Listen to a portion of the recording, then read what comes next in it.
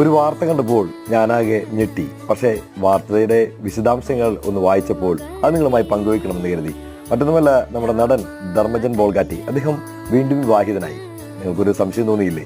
അതെ, അദ്ദേഹം വീണ്ടും വിവാഹിതനായി. തൻ്റെ ഭാര്യയെ തന്നെയാണ് അദ്ദേഹം വീണ്ടും വിവാഹം കഴിച്ചത് എന്നുള്ളതാണ് കാര്യം. തൻ്റെ ഭാര്യയായ അനുജയെ തൻ്റെ ക്ഷേത്രത്തിൽ വന്ന് കോങ്ങാരപ്പള്ളി ക്ഷേത്രത്തിൽ വെച്ച് അദ്ദേഹം കഴിഞ്ഞ ദിവസം വിവാഹം ചെയ്തു. പക്ഷേ ആ വിവാഹം ചെയ്തത് അദ്ദേഹത്തിൻ്റെ മക്കളുടെ സാന്നിധ്യത്തിൽ വെച്ചാണ്. അവരതിനെ ക്യാമറയിലാക്കുകയും ചെയ്തു.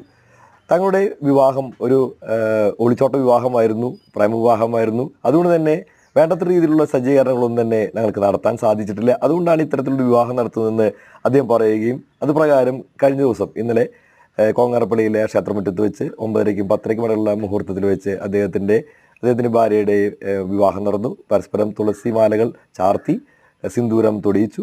അങ്ങനെ ആ ഒരു വിവാഹമാണ് ഇന്ന് നിങ്ങളുമായി പങ്കുവയ്ക്കാൻ ഇടയായത്.